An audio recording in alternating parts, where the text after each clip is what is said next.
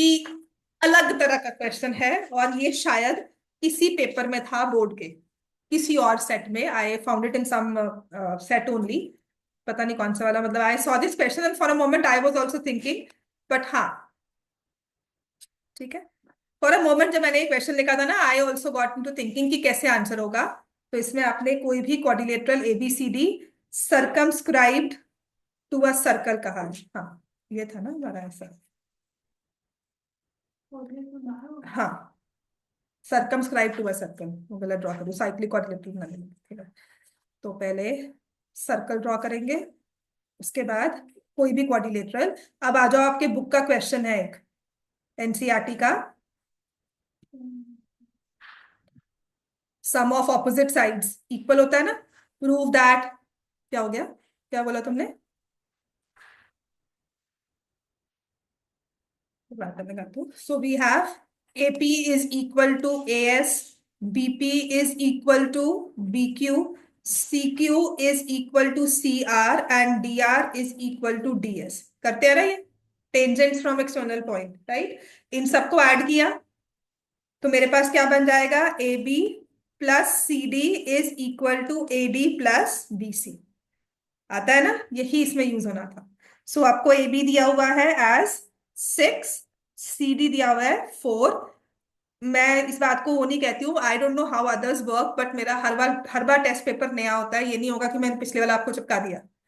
बिल्कुल मुश्किल, मतलब मैं बिजी भी हूँ ना, तब भी मैं पिछले वाला मैं दे ही नहीं पाती हूँ कि नहीं मैं पिछले वाला टेस्ट पेपर दे दूँ। मेरी बहुत मजबूरी भी हो मैं टेस्ट कैंसिल कर दूंगी, but I always find new questions and then add, because कहीं ना किसी बुक में एक नया क्वेश्चन, देखो लास्ट ईयर वाला लास्ट ईयर का रेलिवेंट था।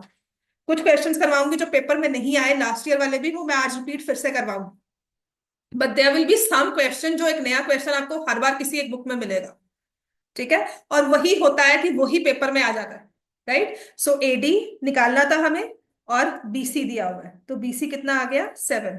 तो एडी की वैल्यू क्या आ गई 3 centimetre. This is the answer. मैंने कहा बेल्ट से पक्का मान लिया, अगर 647 वो तो हो नहीं सकते। ये इंटेलिजेंट गेस होता है, ये तुक्का नहीं होता। चैनल पॉइंट अगर ए से ए बी और ए डी भी लें तो वो इक्वल होने चाहिए, और डीएनए और क्वेश्चन इक्वल, तो ये तीनों गलत। बिल्कुल ठीक है, this is called intelligent gas. मैं तुक्का नहीं कहूंगी इसको।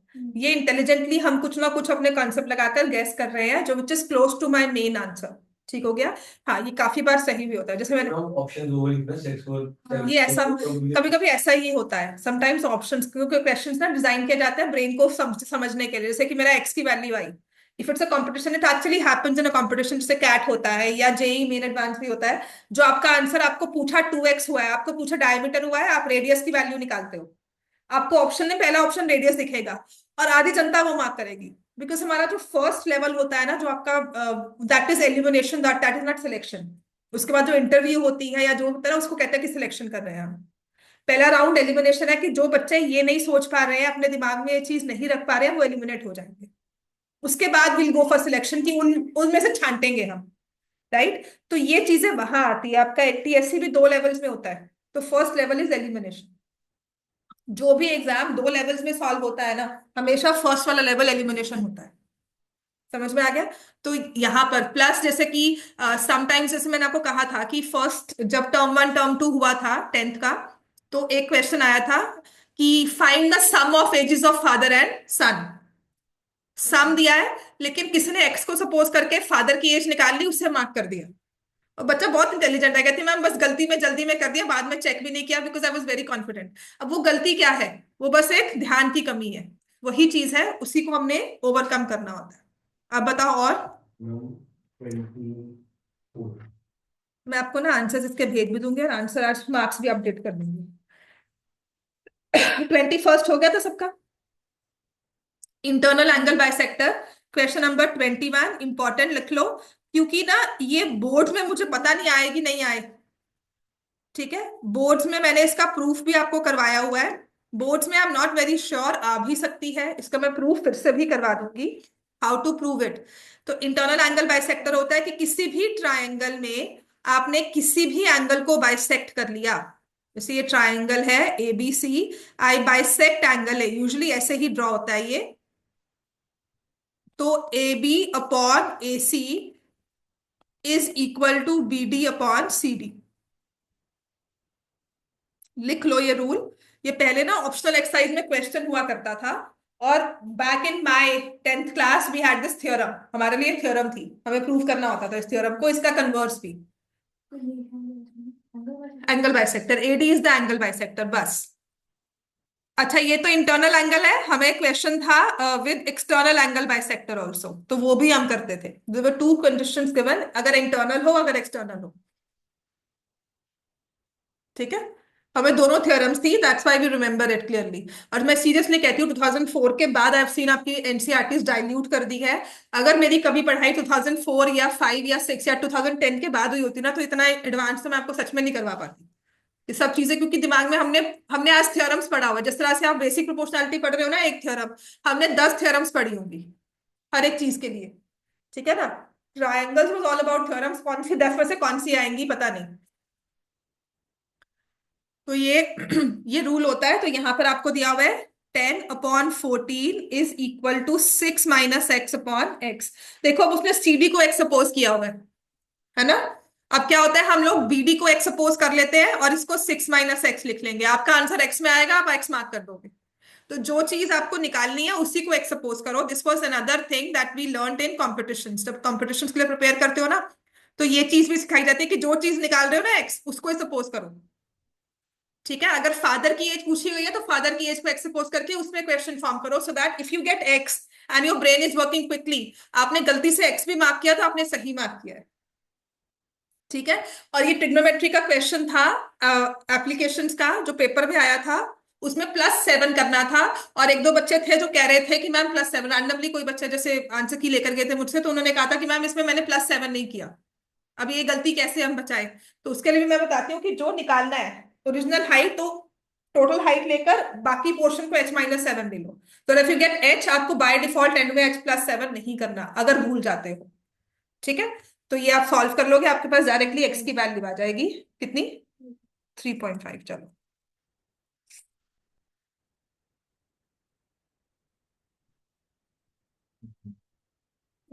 ठीक है। आप क्वेश्चन नंबर कौन सा बोल रहे हो?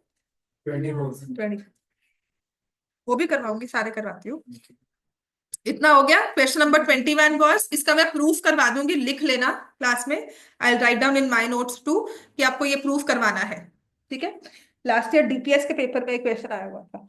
Next is question number 24। A sphere is placed inside a right circular cylinder so as to touch the top, base and the lateral surface of the cylinder। Lateral surface मतलब ये sphere को ऐसे place किया गया। ठीक है। जैसे कि आपकी कॉस्को की बॉल होती है ना, जो बैडमिंटन बॉल आती है, वो प्रॉपर सिलेंडर में पैक होता है ना। तो वैसा ही कुछ है, बस एक बॉल का अलग से आपको मिल गया। वो 6 की पैकिंग होती है, ये एक की है। राइट। अब उसे कहा है radius of the sphere is r। तो बताओ ये सिलेंडर की रेडियस क्या होगी? सिलेंडर की रेडियस r। सिलेंडर की हाइट क्या होगी? 2। बस। अब बताओ क्या पूछा है उसने। Then the volume of cylinder, तो पाई r²h। पाई तो रहेगा, रेडियस तो सिलेंडर की r है, height is 2r। That will be 2πr³। यही आंसर है, हाँ, फर्स्ट ऑप्शन।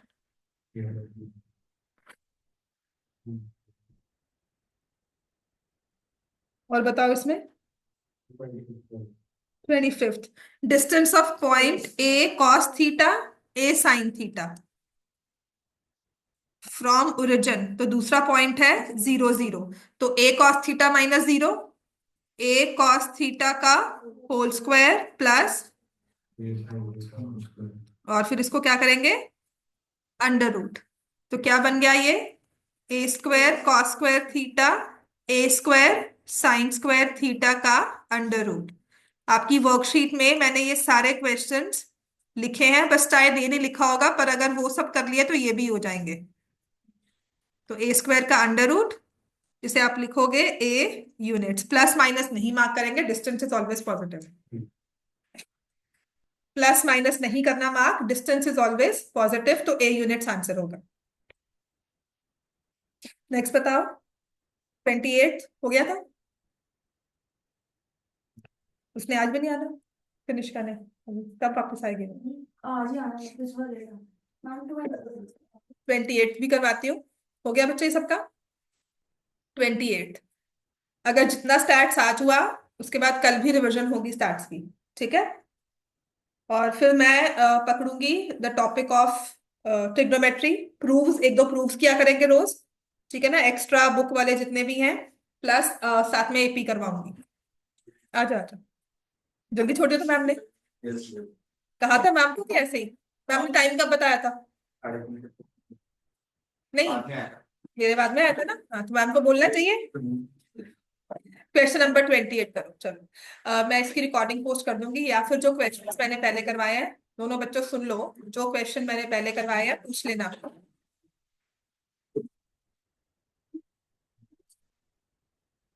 मैं फिर शेयर कर दूंगी। शो कुछ नहीं है, बस ढूंढना होता है, मुझे बता दे। मैंने मैसेज भी पोस्ट किया है। बाद में मिलना जुलना कर लेना, निकालो कॉपी अपनी। बाद में चुप, निकाल, चुप, कुछ नहीं बोलना। चल, मैं पहले डांट के चुकी पिछली क्लास में बहुत ज्यादा। तो x square plus a x.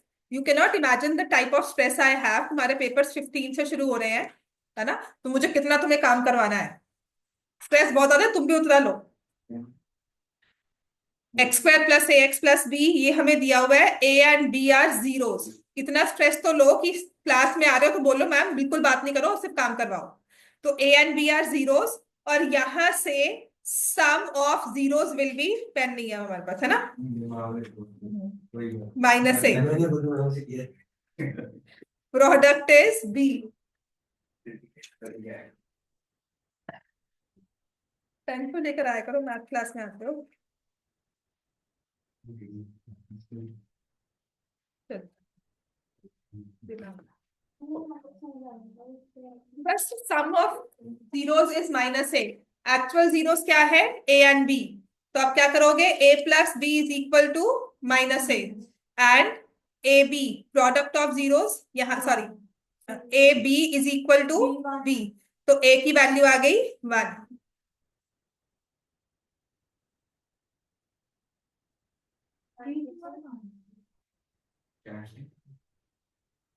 मैं पहले इनके डाउट्स ले रही हूँ जो कल के पेपर के हैं। This is question 28 of your yesterday's test. देख, जो मैं बता रही हूँ यहाँ पे प्रोडक्ट आपको दिया हुआ है इसके हिसाब से, और ये है एक्चुअल जीरोस। एक्चुअल जीरोस को ऐड किया, it should be equal to minus a. These are actual zeros and this is from polynomial. Coefficients को मैच करते हैं, है ना? This is actual product. Actual zeros को मल्टीप्लाई किया, ए एंड बी, और किसके इक्वल आया? बी के। तो यहां से बी कैंसिल हो गया, ए की वैल्यू क्या आ गई? 1। Now put this value here. 1 plus b is equal to -1। तो बी की वैल्यू क्या आ जाएगी? -2। एक आंसर मेरे पास ही आ रहा है, मुझे नहीं पता मैंने ऑप्शंस क्या दिए हैं, पर अगर मैं अभी सॉल्व कर रही हूँ तो इट्स 1 एंड -2। 1 एंड -2 बिल्कुल, ठीक है? तो this is 1 and -2। Question number 29 done everyone.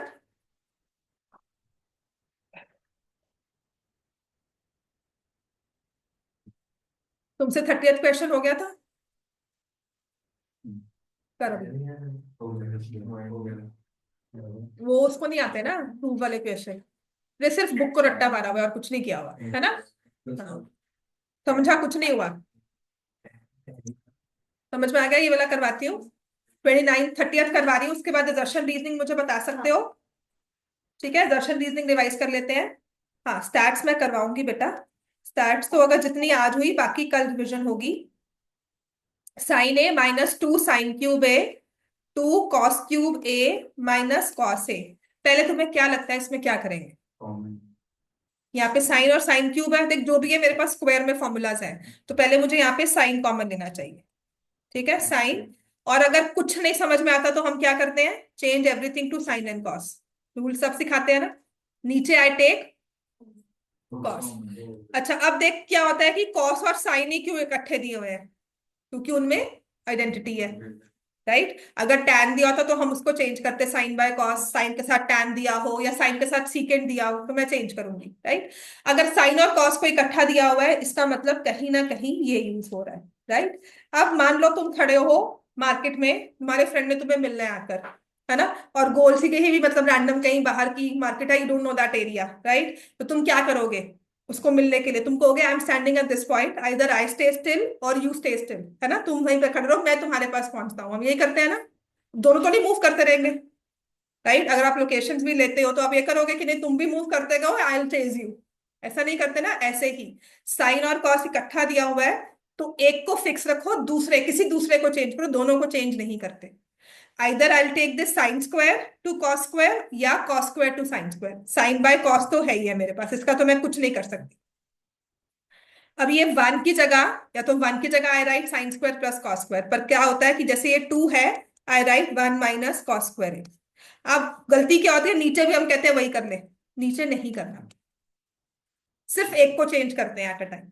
Identity लगाओगे in numerator and denominator, ideally it will be at one, ठीक है। अब अच्छा ये पता क्या है ट्रिग्नोमेट्री मुश्किल क्यों है, क्योंकि मैं जो अभी रूल समझा रही हूँ ना, हो सकता है अगले में वो यूज भी ना हो, वो अगले में वो रेलिवेंट ना हो, नहीं नहीं दोनों को चेंज करना पड़े हमें, पर साइन कॉस में किसी एक को चेंज करते हैं। तो ये one minus two plus two cos square a आ गया, और वो नीचे क्या हुआ, two cos square a minus one. Can you see these two are same, ये two cos square a minus two plus one minus one, ये cancel हो गया, हमारे पास आंसर आ गया tan ए। अब तुम्हें अगर ये नहीं आता, मान लो तुमसे नहीं प्रूफ हो रहा, ये एमसीक्यू में आ गया, तो तुम क्या करोगे? नहीं पता, वो तो सिर्फ एक गैस होता है, मतलब है। अब प्रोबेबिलिटी की भी होती है ना, साइन कॉस तो tan हो सकता है कैसे भी। बड़ा ही रेलेवेंट मेथड है, कभी भी किसी एमसीक्यू में लगाना है ना ट्रिग्नोमेट्री के, तो क्या करना चाहिए, ये प्रूव करने को। हमारे टाइम पे क्या होता था, हमारे टाइम पे ट्रिग्नोमेट्री में ना वेरीफाई होता था, वेरीफाई दिस इज ट्रू। आपको लेफ्ट हैंड साइड दी हुई, राइट हैंड साइड दी हुई है, ट्रिग्नोमेट्री का क्वेश्चन है, तुमसे एक्चुअल आइडेंटिटी नहीं सॉल्व होती, प्रूव करना चाहिए left hand side right hand side, तुम उसमें गुम हो जाते हो, हमें पता ही नहीं हमने सही किया है कि गलत किया है, कि वो प्रूव होगी भी कि नहीं होगी बिफोर सॉल्विंग अ क्वेश्चन। अब मुझे पता है कि ये equal to tan a prove करना है, तो मैं प्रूव कर दूंगी कि tan ए कहीं ना कहीं से ले आऊंगी, है ना। अब मैंने आपको यहाँ पे कॉट ए लिख दिया, आपको क्या पता है कॉट ए हैवी है कि नहीं है ना। और अगर पेपर में बैठे हो, बोर्ड में एक क्वेश्चन आ गया वेरीफाई, और तुमसे वो कॉट तुमसे एंड में नहीं निकला, तो आर यू वेरी श्योर तुमने सही किया है? बिल्कुल नहीं होता, एज अ स्टूडेंट हम भी नहीं होते थे श्योर, है ना। तो एक टीचर थे हमारे, उन्होंने हमें जो सिखाया था, हमें सब बताया था, आई स्टिल रिमेम्बर, कहते बेटा कभी भी कुछ ऐसा आए तुम्हें वेरीफाई करने को कहा जाए ना, तुम्हें 0, 30, 45, 60, 90 इनकी वैल्यूज बताई गई है।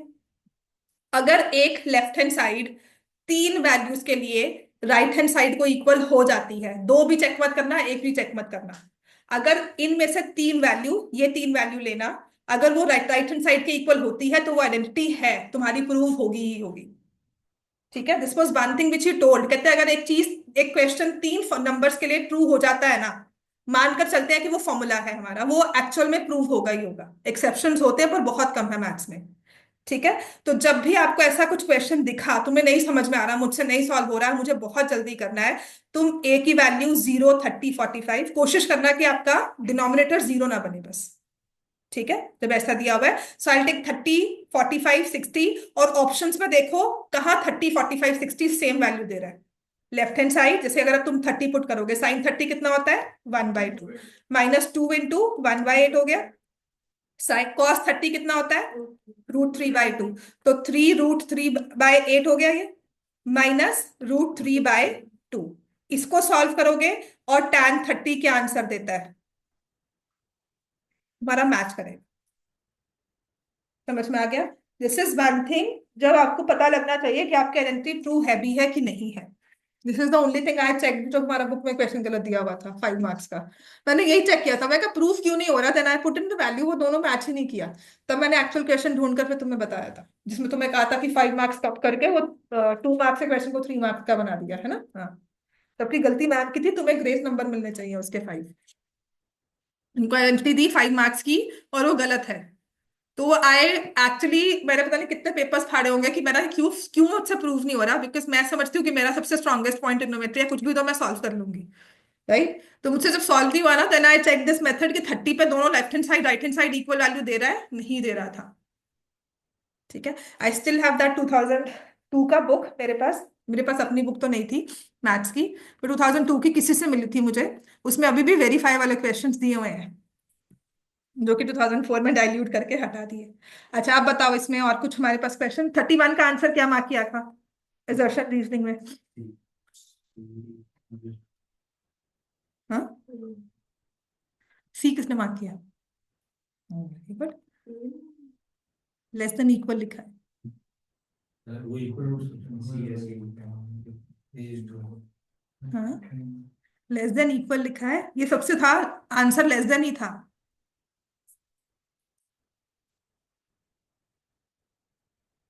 ठीक है, आंसर लेस देन ही था। मुझे लगता है इसमें गड़बड़ कर- हम्म, चलो।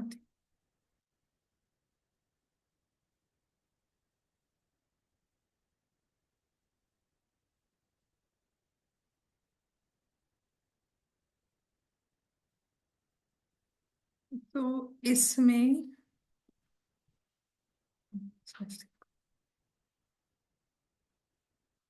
31st क्वेश्चन में ध्यान रखने वाली बात क्या थी? आपको दिया हुआ है roots of the quadratic equation are imaginary, which is true.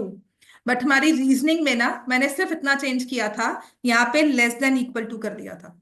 अगर लेस देन होगा तब रूट्स इमेजिनरी है, इक्वल टू में इमेजिनरी नहीं है। इक्वल टू, मोर देन, देखो क्या होता है, b² - 4ac more than equal to 0 करते हैं। तो ये जो मोर देन इक्वल टू 0 होता है, इसका मतलब इक्वल भी है, मोर देन भी हो सकता है, उसमें हम रियल रूट्स करते हैं। लेकिन अगर मैंने b² - 4ac इसको इक्वल टू कर दिया, तो मैं आंसर लिखूंगी रियल एंड इक्वल। और अगर b² - 4ac मोर देन कर दिया, तो मैं लिखती हूँ रियल एंड डिस्टिंक्ट। ठीक है, तो जब आपका ये लेस देन इक्वल टू 0 है तो रूट्स इमेजिनरी है, ये गलत हो जाता है। आपका लेस देन 0 होना चाहिए यहाँ पर। रीजनिंग को अगर मुझे ठीक करना है ना, तो I write b² - 4ac less than 0। A is true but reasoning is false, C part answer होता है इसका। सिर्फ एक छोटी सी लाइन ने पूरे इस क्वेश्चन का आंसर गलत, मतलब चेंज कर दिया। अगर ये ना होती तो मैं ए मार्क करती कि reasoning is explaining my assertion. मैं कैसे बता पा रही हूँ कि इसके रूट्स इमेजिनरी है? Because I know b² - 4ac is less than 0। ठीक है ना? लेकिन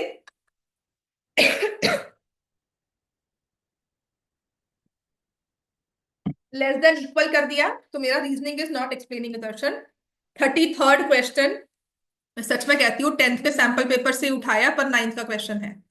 33rd क्वेश्चन 10th के किसी एक्चुअल सैंपल पेपर से ही उठाया मैंने।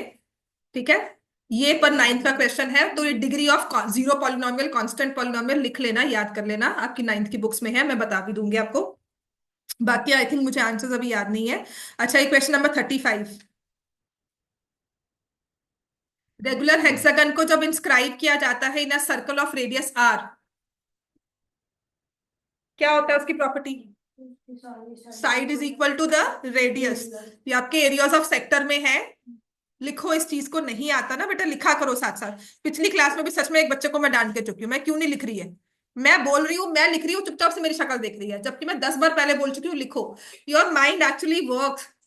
पेपर कभी गलती से इस रजिस्टर को उठा के पलटोगे ना, तो कहीं ना कहीं आपको दिखेगा। और इनफैक्ट ये भी होता है, पेपर के बाद ना कभी मुझे नहीं कहोगे अच्छा मैम ने तो करवाया था। आई हैव हैड स्टूडेंट्स की मैम आपने ये करवाई थी, पेपर में आ गई है। ये मैं अभी नहीं कह रही, मैं कॉम्पिटिशन के टाइम पे कह रही थी, कैट के टाइम पे, कि मैम वो तो आपने करवाया हुआ था, वो पेपर में आ गया। ठीक है, ऐसा ही होता है, लिख लो, 10 बार इसको उठाकर पलटोगे दिखेगा। और अगर आपको लगता है कि ये प्रॉपर पॉइंट है, राइट इन योर बुक वो चीज जहां पर आप इसको, या फिर लास्ट पेजेस पे लिखा करो। जो हम स्क्रिबलिंग करते हैं लास्ट पेजेस पे, फॉर्मूलाज क्यों लिखते हैं? बिकॉज कोई भी रजिस्टर उठाओ, लास्ट पेज असेस करना सबसे आसान होता है। अब 31 क्वेश्चन में कहा, हाँ तो 31 कौन सा वाला करवाई थी? हेक्सागन वाला क्वेश्चन। अगर एक रेगुलर हेक्सागन सर्कल के बीच में इंस्क्राइब किया हुआ है, रेगुलर ना भी हो, रेगुलर तो है ही है। अगर एक रेगुलर हेक्सागन, अब देखो ये मल्टीपल लेवल्स पे सॉल्व होता है।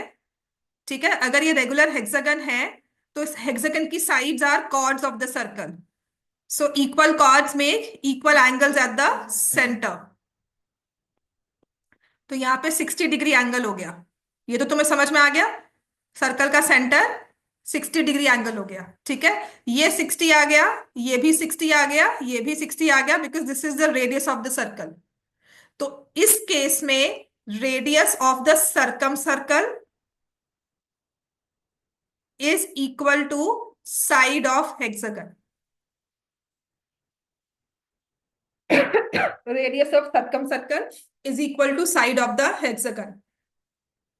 फिर होगी बात ये, तो ये क्वेश्चन सॉल्व करना आसान हो जाता है। आपको रेडियस आर दी हुई है, तो पेरीमीटर पूछा गया है, तो सारी साइड्स भी आर होगी। Perimeter is equal to 6r। और मैंने आपको लीड भी यही दी थी, ये क्वेश्चन एमसीक्यू की फॉर्म में था। ठीक है, I was trying to do this for question 38 also, but मैं फ्लो में पूरे ऑप्शंस लिख गया, बाद में आई रियलाइज कि मैंने ऑप्शंस लिख दिए, तो I let it be, cutting नहीं की उसमें। ये क्वेश्चन आपके एमसीक्यू फॉर्म में था, मैंने फिर इसे एज असर्शन रीजनिंग बनाया, because I wanted to give this question कि आज करवा दूं क्लास में। ठीक है, तो यहाँ पर ये मेरे पास क्वेश्चन है, that angle subtended by the side of regular hexagon at the centre, I will mark it a. क्योंकि मुझे अगर ये दे दिया 60, आपको रेडियस समझ में आ गई कि दोनों इक्वल है, तो वो ट्राइंगल इक्विलेटरल बन गया, all sides are equal, side of hexagon is also radius. ठीक है, तो मैं इसमें ये ऑप्शन मार्क करूंगी, क्योंकि ये लीड देता है हमें। अगर आप एंगल सेंटर पे 60 बनाते हो, तो इसके बाद थोड़ा सा तो सोचोगे ना कि हाँ रीजनिंग एक्सप्लेन कर रही है। क्लियर हो गया इतना? जैसे कि मैंने आपको वॉल्यूम ऑफ स्फीयर दे दिया, और फिर मैं सरफेस एरिया की रेशो पूछ रही हूँ, तो वॉल्यूम का मैंने फॉर्मूला दे दिया, तो वहां से आप रेडियस की रेशो निकाल सकते हो, and then you can find surface area. समझ में आ गई बात? तो वो एक लीड होता है, रिमोटली कनेक्टेड है, हाँ हम लोग उसको एज एक्सप्लेनेशन मान सकते हैं। देन 36, 37, 38, 38 हो गया था रियल रूट्स। इसमें अगर नहीं समझ में आता ये चीज, वैसे क्वाड्रेटिक होती है, special type of quadratic equations. अगर ये नहीं आता, आप इसमें ऑप्शंस पुट करके चेक किया करो। ठीक है, किसी भी इक्वेशन में एक्स की वैल्यू निकालनी है, गो बाय ऑप्शंस। टर्म 1 टर्म 2 में ना लीनियर इक्वेशंस का चैप्टर भी उसी में था, एमसीक्यू फॉर्म में था। तो बच्चे कहते हैं हम तो इक्वेशंस फॉर्म नहीं करते मैम, आंसर्स उसके थ्रू ही करते हैं, कि नंबर्स ले लिया कि ये है, उसमें फिर कंडीशन प्लस माइनस कर ली, 2 times of this number is equal to 3 times of the other. ठीक है ना, तो ये चीज कहते हैं हम लोग ऑप्शंस में ही चेक कर लेते हैं। समझ में आ गया? तो जब भी कोई इक्वेशन सॉल्व करने को कहा जाए, किसी किसी सिंगल इक्वेशन का, मान लो अगर आपको कहा जाए 3x plus 2y is equal to 6, ये इक्वेशन दी है, which of the following is a solution, तो आप क्या करते हो? जो x और y की वैल्यू आप पुट करोगे, तो यहां पर भी वही करना है। आपको x की दो वैल्यूज दी है, चेक करो। और इसको सॉल्व कैसे करते हैं, लिखो, अगर अभी सॉल्व करना ही है। तो दिया हुआ है मुझे x raise to power 2/3, x raise to power 2/3, ये होते थे special type of quadratic equations. Equations which are not quadratic but can be reducible.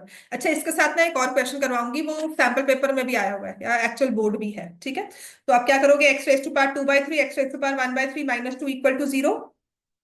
अब इसमें हमने क्या करना है, put x raise to power 1/3 as y। तो ये y² प्लस y माइनस 2 हो गया। This is not a quadratic equation, but it can be reduced to a quadratic equation. तो इसको ऐसे सॉल्व कर लिया। अब आप क्या करोगे, y² plus 2y minus y minus 2 equal to 0।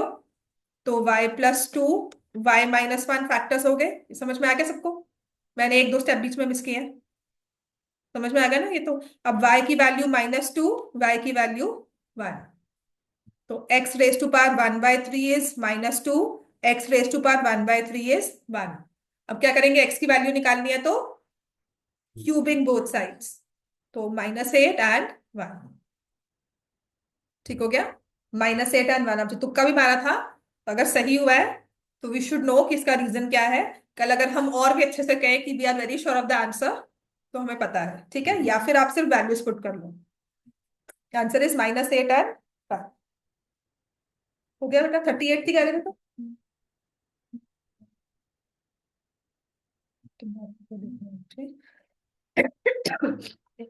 Paper ही खराब थी।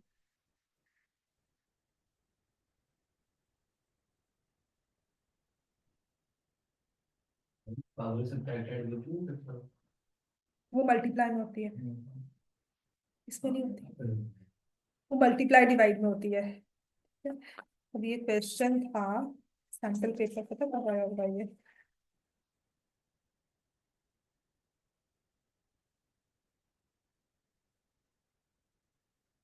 करवाई दूं लीनियर इक्वेशंस का था, रूट के साथ था 2/√x, या तो लास्ट ईयर का सैम्पल पेपर था या फिर उससे साल पहले वाला, बस दो ही हैं। लेट मी चेक, मैं चेक ही कर लेते हैं।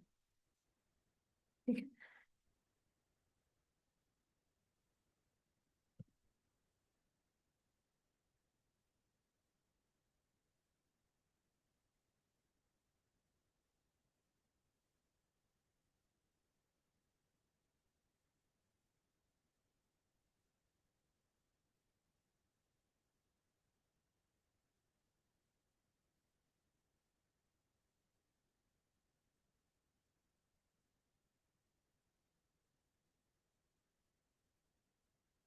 लास्ट ईयर का था फिर।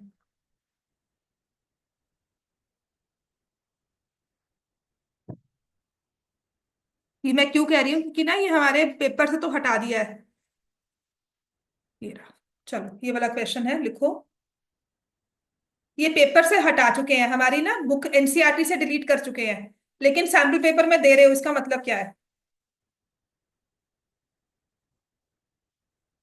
2/√x plus 3/√y equals to 2, 4/√x minus 9/√y equals to -1। आपकी एनसीईआरटी में पहले क्वेश्चंस हुआ करते थे 2 साल पहले, ठीक है? अब तो बुक ही चेंज कर दी उन्होंने, पूरा डाइल्यूट कर दिया बुक को, राइट? रैशनलाइज सिलेबस के साथ बता दिया। पुरानी वाली एनसीईआरटी में अभी भी 3rd चैप्टर था जिसके ये 6-7 एक्सरसाइजेस हुआ करती थी, ठीक है? उसके मैंने सारे जो डिलीटेड क्वेश्चंस है ना आपके, जो हटा दिए क्वेश्चंस, वो मैंने आपको सारे करवाए हैं। पर ये वाला क्वेश्चन लिखो, √2x plus 2/√x plus 3/√y equals to 2।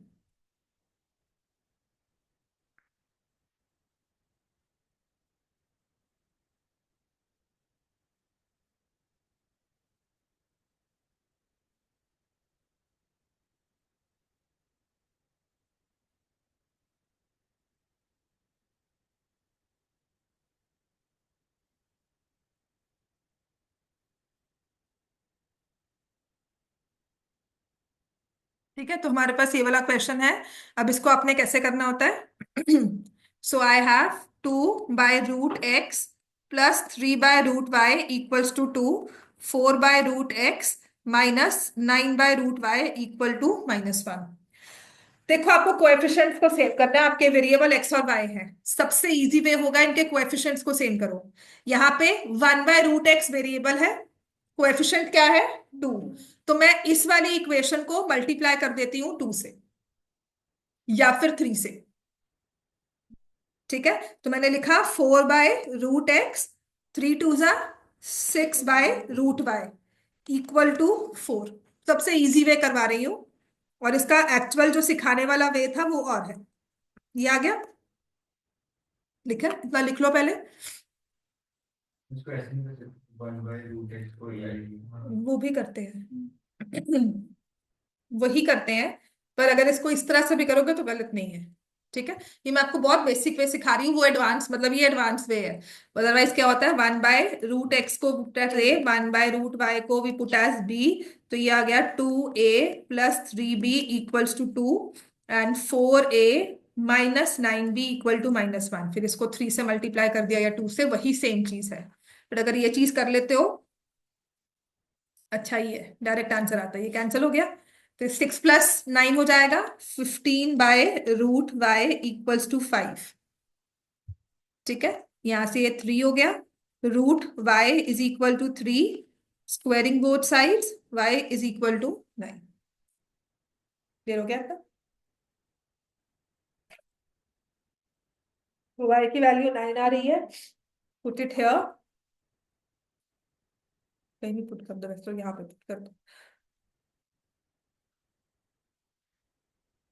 2/√x plus 3/√y, 3/3 हो गया इक्वल्स टू 2, 3/3 इज 1, 2/√x 1 के इक्वल आ गया, या √x 2 के इक्वल आ गया, x की वैल्यू क्या आ गई? 4। ये सैम्पल पेपर पे था, इसलिए करवा रही हूँ। अब अगर आप इसको पुट करोगे, आई से मल्टीप्लाई विद दिस विद 2, तो ये आपके पास बन गया 4a माइनस 6b ना, 4a plus 6b equals to 4। अब इसको माइनस माइनस, हाँ ठीक है, माइनस करोगे, ये कैंसिल हो गया। -15b is equal to -5, b किसके इक्वल आ गया, 1/3। अब आप यहाँ पे लिखोगे 1/√y इज इक्वल टू 1/3, बात वही है। ठीक हो गया ये, अच्छा डिलीटेड थे अब तक, ये वही है। अब क्लियर हो गया एमसीक्यूज। बाकी कल तक आपको सारे टेस्ट मिल जाएंगे, आपके पिछले वाले भी और ये भी, और जो पिछले वाले में डाउट्स है वो भी मैं डिस्कस कर लूंगी कल। अब स्टार्ट कर ले। ठीक है, स्टैट्स में ना आपको सिर्फ कैलकुलेशंस है और कुछ इनिशियल वाले क्वेश्चंस है, मीन मीडियन मोड के, जो आ सकते हैं। सबसे पहले तो मैं कैलकुलेशंस वाले ही करवाती हूँ आपको, ठीक है। To find mean median mode. अच्छा, मीन में तो फर्क नहीं पड़ता। पहली बात, mean is based on entire data. आपका मीडियन और मोड पूरे डेटा पे बेस्ड नहीं होता, लेकिन जो मीन होता है वो सारे के सारे डेटा पे बेस होता है।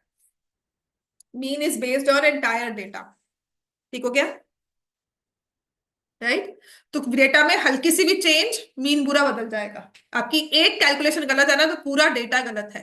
आपने एक नंबर गलत नोट कर लिया, पूरा मीन गलत है, राइट। इसको कैलकुलेट करने के वेज होते हैं। द एक्चुअल मेथड क्या बोलते हैं उसको, direct method. The direct method, फिर होता है एज्यूम्ड मीन मेथड, और एक होता है स्टेप डेविएशन मेथड। वैसे तो क्वेश्चन पूरा डायरेक्ट से ही हो जाता है, कभी कुछ कैलकुलेशंस के लिए हम लोग एज्यूम, 0.5 वाले आते हैं ना जब कैलकुलेशंस, मेरा मन होता है कि मैं 0.5 से मल्टीप्लाई नहीं करना चाहती, इवन इफ इट्स 33.5 और यहाँ पे मुझे 6 दिख जाए, मैं फिर भी कोशिश करूंगी मल्टीप्लाई नहीं करूं, I take assume mean. Step deviation जब लिखा हो तभी करना, वरना कोई जरूरत नहीं। और स्टेप डेविएशन सिर्फ इसका ही फर्दर फॉर्म है, ठीक है। तो आपको तीनों मेथड से सॉल्व करना आता है मीन को। Should I give some question और सॉल्व करें तीनों? चलो, मैं अलग से ही क्वेश्चन देती हूँ, बुक वाला भी नहीं लेती, ठीक है।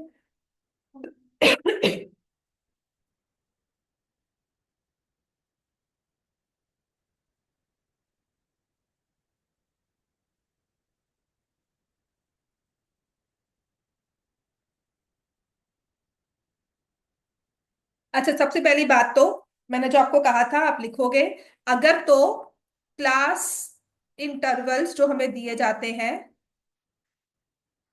आर नॉट कंटिन्यूअस, हाँ, मेक देम कंटिन्यूअस, बस।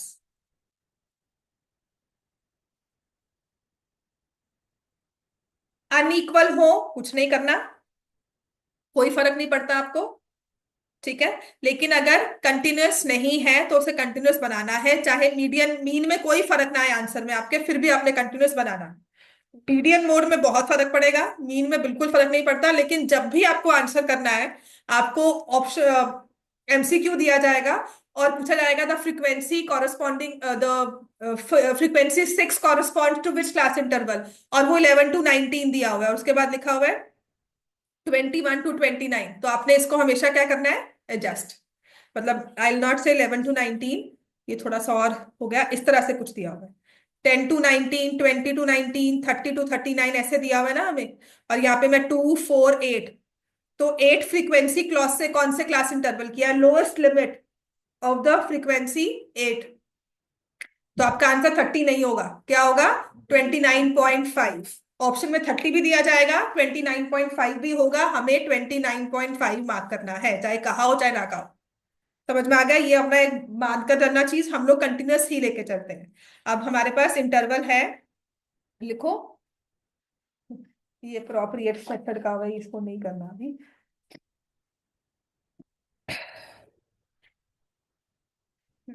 So this is given as 100 to 104, 104 to 108, 108 to 112, 112 to 116, 116 to 120। यहाँ पे लिखा हुआ है नंबर ऑफ सीट्स, ठीक है। और डेटा क्या बता रहा है, aircraft has 120 seats, the number of seats occupied during 100 flights is given in the following table, find the mean number of seats occupied. तो यहाँ पे फ्रीक्वेंसी दिया हुआ है 15, 20, 32, 18, 15। इसका मतलब there were 15 flights, 15 times वो aircraft 116 to 120 flights seats full लेकर गया है। मतलब number of passengers 116 to 120 15 times थे। इसका मतलब ये होगा, ठीक है। तो आपको मीन निकालना है इसमें।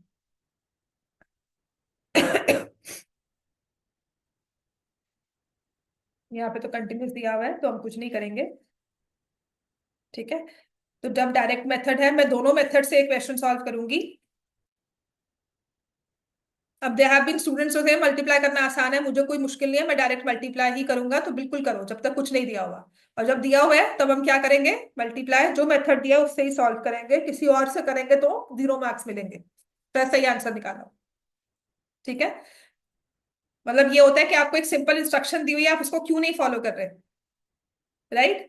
अगर आप राइट हैंड साइड, आपको 1 वे दिया हुआ है, आपको पता है वो शॉर्टकट है, पर फिर भी 1 वे है, लिखा हुआ है कि नहीं जा सकते अंदर, फिर भी आप अंदर जा रहे हो, ठीक है। तो वो वही चीज है कि इट्स अगेंस्ट लॉ, तो वैसे ही अगेंस्ट आपके क्वेश्चन के रूल के हिसाब से है। तो पहले हम इस पे निकालेंगे हमेशा एक्स आई। 100 प्लस 104 204, क्या आ जाएगा यहाँ पर 102, sorry, it will B 102। 100 plus 104 divide by 2। अब क्योंकि हमारे इक्वल क्लास इंटरवल्स हैं, तो आपका नेक्स्ट वैल्यू क्या होगा, डिफरेंस 4 का है सब में, तो it will be 106, then will be 110, will be 114। अच्छा, मैं फिर भी क्या करती हूँ, बिकॉज मुझे फिर भी एक डाउट होता है कि कहीं सही से लिखा है कि नहीं, तो आई ऑलवेज चेक इट। मतलब जब मैं 118 लिख रही हूँ तो मुझे समझ में आ रहा है कि 236 ही बन रहा है। अब हम क्या करेंगे, एफ आई एक्स आई। अच्छा, मुश्किल नहीं है मल्टीप्लाई करना तो बिल्कुल करो, मैं नहीं करूंगी, मुझसे नहीं होती है मल्टीप्लिकेशन, ठीक है। So I always go for assume mean. आपने मल्टीप्लाई करना है, बिल्कुल सही है, कर सकते हो। डायरेक्ट मेथड क्या करेगा कि आप 102 इंटू 15 करके लिख रहे हो, 116 इंटू 20, 110 इंटू 32, 114 इंटू 18, 118 इंटू 15, ये मल्टीप्लाई करो, बिल्कुल मुश्किल नहीं है, आई एग्री। पर मुझे इतनी भी कैलकुलेशंस करना पसंद नहीं है। फिर मैं सिग्मा एफ आई एक्स आई निकालूंगी, और सिग्मा एफ आई उसने 120 फ्लाइट दी है, तो mean will be this number, sigma f i x I divided by sigma f आई। ठीक है, कर लेंगे। समझ में आ गया ना, कैलकुलेशंस कर सकते हो, एज होमवर्क ले लो। अभी मैं आपको करवाती हूँ, एज्यूम्ड मीन लेना है तो, ठीक है। The sole purpose of assumed mean is हमारी कैलकुलेशंस आसान हो, ठीक है, और कोई मतलब नहीं है। आपका एज्यूम्ड मीन 100 से लेकर 120 तक कोई भी नंबर हो सकता है, 111 भी ले सकते हो एज्यूम मीन, पर मेरा सोल पर्पस है कैलकुलेशंस आसान हो, तो मैं इस एक्स आई में से कोई एक वैल्यू लेती हूँ, और यूजुअली हम मिड वैल्यू लेते हैं, ठीक है। तो एज्यूम्ड मीन को मैंने मान लिया 110। अब मैं निकालती हूँ डेविएशंस। डेविएशंस क्या होती है, देखो मीन करता क्या है, किसी एक के पास, जिसके पास ज्यादा है उससे लेकर जिसके पास कम है उसको देकर सबको इक्वल कर दिया।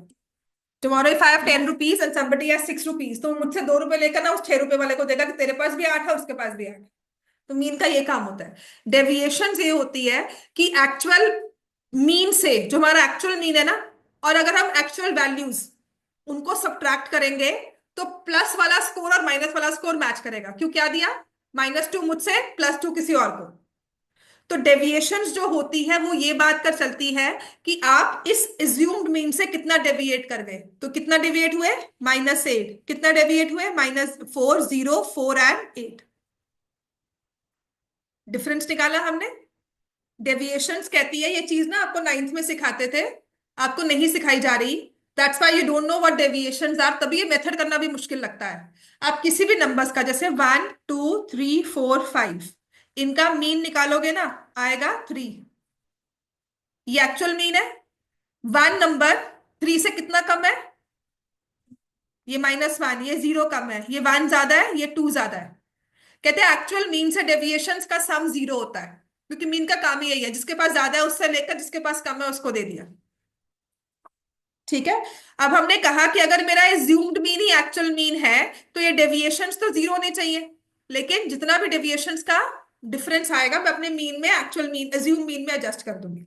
तो अब इसके बाद मैं क्या करती हूँ, FIDI निकाल लेती हूँ। अब मुझे क्या करना है, इस 15 को -8 से मल्टीप्लाई करना मेरे लिए आसान है। आई डू इट, -120 -80 0, 18 4 जा 72, 15 8 जा 120। अब देखो इसको सॉल्व करना बड़ा आसान होता है, मुझे पता है कि ये वैल्यू दिखानी नहीं होती वहां पे, मुझे पता है कैंसिल हो गया। और 80 72 -8, तो ये चीज मुझे अच्छी लगती है कि जहां मैं ओरली कैलकुलेशंस विदाउट लिखे करूं, that's why I use assume. ठीक है। अब हमारा फॉर्मूला क्या होगा, x bar is assumed mean sigma FIDI by sigma FI। -8 deviate किया है हमारा एज्यूम्ड मीन, तो -8 का डिफरेंस पूरे 120 में एडजस्ट होगा। ठीक है ना, मतलब -8 हमने ज्यादा ले लिए पैसे सबसे, 8 रुपीज ज्यादा, या -8, हाँ हमारा 8 रुपीज हमने हाँ ऑब्वियसली ज्यादा लिए हैं। ठीक है, तो वो 8 रुपीज का डिफरेंस 120 बच्चों में सेटल होगा। तो सबको कितना मिलेगा, 8/120 वापस करना है। तो एक्चुअल मीन हमारे पास आ जाएगा 110 -8/120। क्लियर हो गया इतना? इतना क्लियर है? ये सॉल्व करके आप आंसर निकाल लोगे, है ना? अब हमारा स्टेप डेविएशन क्या कहता है, यहां तक कर लिया। इसको सॉल्व करोगे तो दिस इज 1/15। 1/15 कितना होता है, -0.067, है ना? नहीं, 1/3 कितना होता है, 0.33। इसको 5 से डिवाइड करना होता है। ठीक है, तो 0.067 हो गया, बिकॉज 6666 आएगा, राइट? तो इट विल बी 067 माइनस किया तो 109.932 कुछ इतना आपके पास आ गया, 933 सॉरी, या 94 आ जाएगा। ठीक है, अगर हम दो प्लेसेस तक भी अप्रोक्सीमेट करें, या 07 लिख रहे हैं तो 93 है। क्लियर हो गया इतना? राइट। तो ये हमारा मीन है। अब आते हैं इसके बाद स्टेप डेविएशन में, देखो यही सेम चीज है। अब स्टेप डेविएशन क्या करता है कि हाई मैं इस नंबर को 8 से मल्टीप्लाई करूंगी, मुझे तो और इजी कैलकुलेशन चाहिए, and I see a pattern that all are multiples of 4। तो मैं क्या करती हूँ, UI निकालती हूँ, DI को, जो इनका कॉमन फैक्टर है ना, वो यूजुअली हमारी क्लास हाइट होती है, जिसे हम H कहते हैं, उससे हमने डिवाइड किया, H या C, H यूज करते हो ना, हाँ। तो H इज 4 है, वो होते क्लास हाइट। मैंने उससे डिवाइड करके देखो और इजी नंबर आ गया, -2 -1 0 1 2। अगर आप ये फॉर्मूला डेरिवेट करोगे ना, देन यूल रियलाइज कि आपने कुछ नहीं किया, कॉमन्स लिए हैं बस, राइट? अब मैं क्या करूंगी, 15 2 जा, और भी आसान है, -30 FIUI को मल्टीप्लाई किया, देन 20।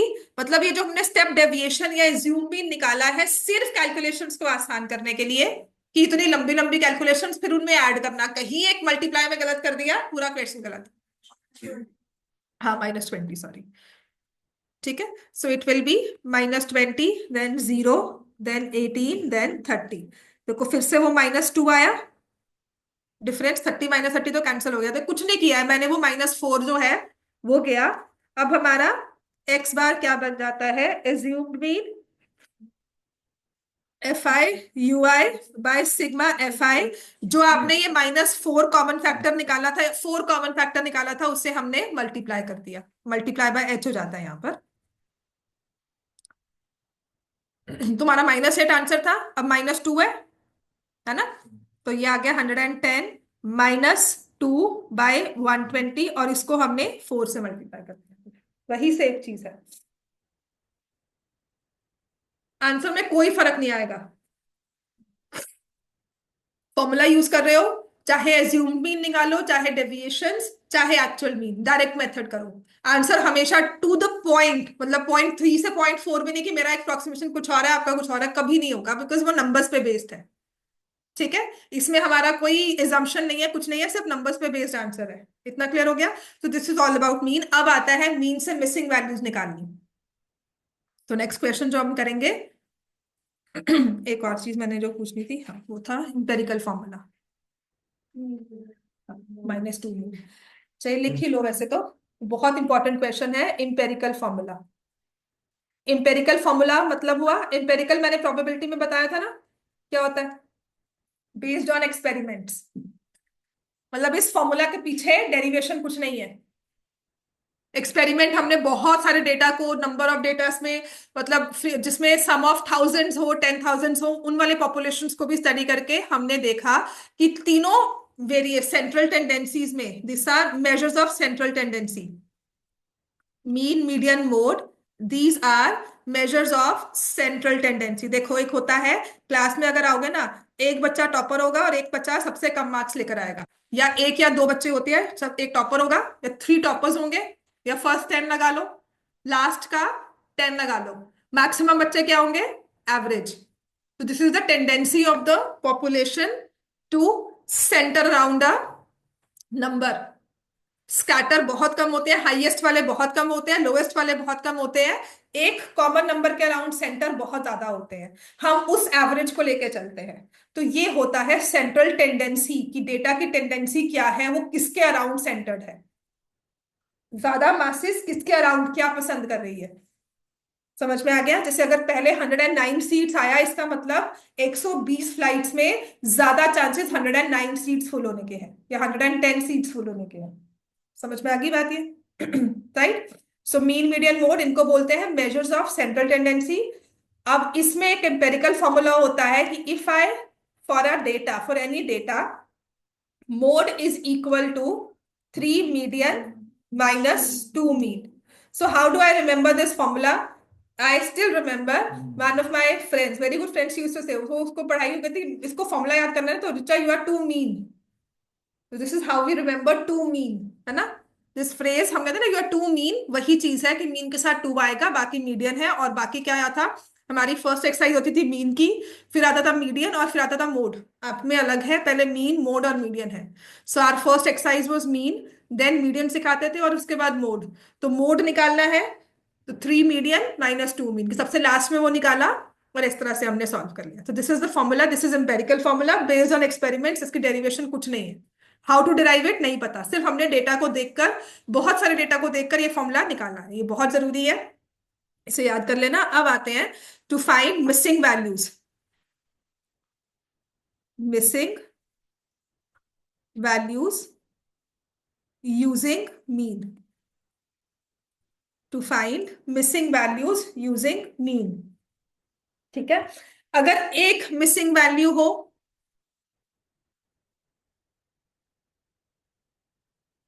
और 2 हो और 3 वाला भी एक केस है, वो बहुत रेयर चांसेस हैं आने के, बहुत ही कम चांसेस हैं, थोड़ा सा कॉम्प्लिकेट हो जाता है। ठीक है, पर मैं बता दूंगी, शायद मैंने क्लास में लिखा भी हो यहाँ पर। जब हमने एमसीक्यूज वाला टेस्ट दिया था ना, जब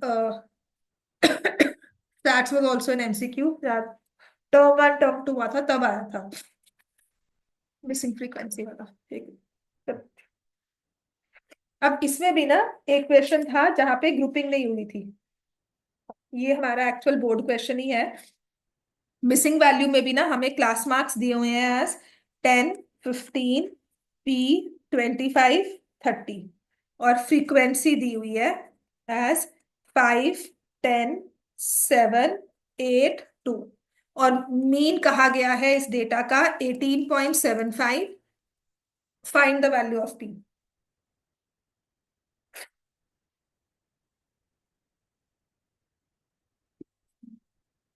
ठीक हो गया इतना? हाँ, वैसे तो बनता 20 है, पर कैलकुलेशंस कर लेना। और ये फ्रीक्वेंसी मिसिंग यहाँ भी हो सकती थी, मतलब मैं अगर आपको ऐसे दे दूं, ये तो एक्चुअल बोर्ड में यहीं पर आया था क्वेश्चन, अगर मैं आपको यहाँ पर 20 देकर और यहाँ पर P कह दूं, समझ में आ गया? तब भी आपने क्या करना है, this is XI, this is FI। ठीक है, तो ये हो जाएगा, खत्म हो गया, खत्म होना चाहिए, बहुत यूज हो रहा है। ये ले लो, ये ब्लैक एप्पल। ठीक है, तो ये हम क्या करेंगे, यहाँ पे इट विल बी 50, 150, 20P, 1, 25 8 200 हो गया। हाँ, 260। तो इनको ऐड किया, 460 आ गया। 460 plus 20p, some of frequencies क्या हो जाएगा? 15 और 10, 25 plus p is equal to 18.75। you'll get the answer, p की वैल्यू। ठीक है, ये होता है बेसिक वैल्यू, और डेटा हमारा ग्रुप नहीं है। चलो नेक्स्ट लिखो, one missing value group data. ठीक है ना, ये आपके ना मैंने जो वर्कशीट शेयर की हुई है, जिनके पास नहीं है और जिनके पास है वो आपस में मंगवा लेना एक दूसरे से। ठीक है, एंड इफ यू लास्ट मी, मैं ग्रुप में दोबारा से शेयर कर दूंगी। क्लास है, यहाँ पे दिया हुआ है 0 to 10, 10 to 20, और मिसिंग दो वाली वैल्यूज करवा के then this class will be over. ठीक है, उसके बाद मैं आपको कल करवाऊंगी। Frequency is 8, p, 12, 13 and 10।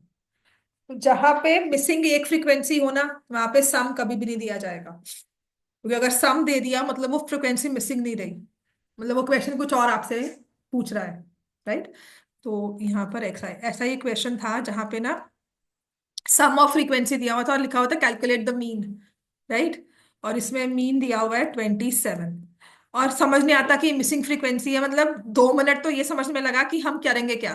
तो देन वी रियलाइज कि यहाँ पर उन्होंने सम दिया हुआ है, तो आप पी की वैल्यू निकालोगे और फिर एक्चुअल मीन निकालोगे। ठीक है, तो पहले आपने क्या करना है, एक्स आई निकालना है, 5, 15,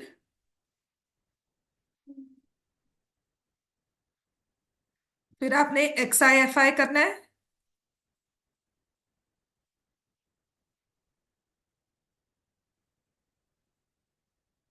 25।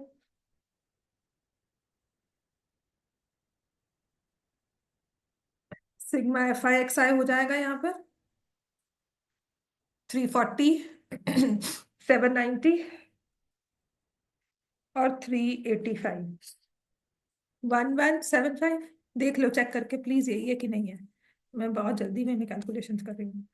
20, 33, 43 प्लस ये है।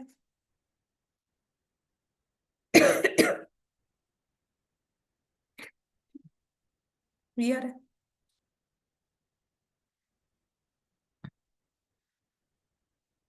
तो अब हम लिखाएंगे mean is equal to sigma f i x i by sigma f i. तो यहां से 27 इज इक्वल टू,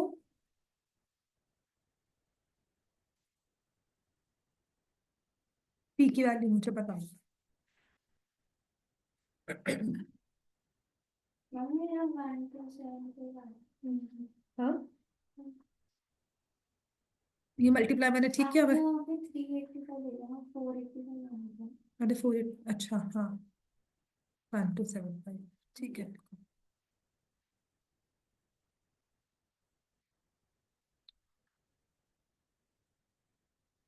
क्या मतलब खुद कैलकुलेशंस कर रहे हो, जो कि बहुत अच्छी बात है।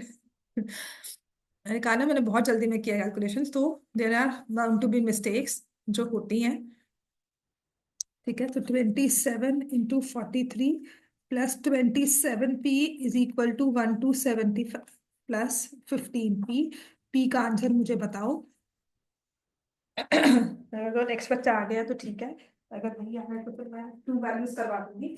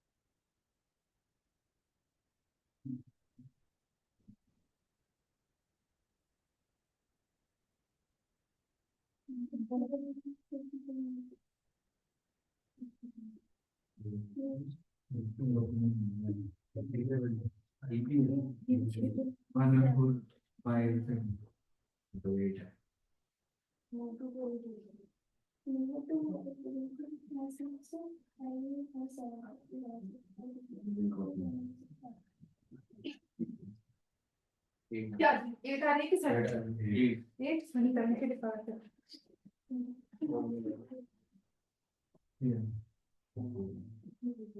क्या है answer everyone?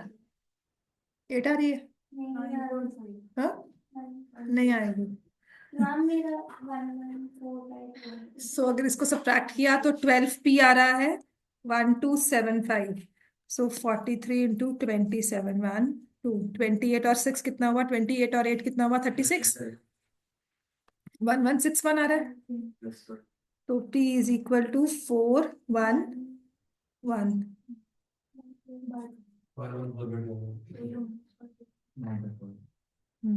which is wrong। Perfect नहीं आ रहा, पॉइंट्स में आ रहा 28 और 6 19 बिल्कुल ऐसा है। मैंने क्या आंसर लिखवाया है? 8 12 8p 12 13 एंड 10। देखो है तो यही है, 27 ही लिखवाया है। फिर से मल्टीप्लाई करो 40, तो ये 5 आ गया 40 15p 300 ही होता है 13 और 35।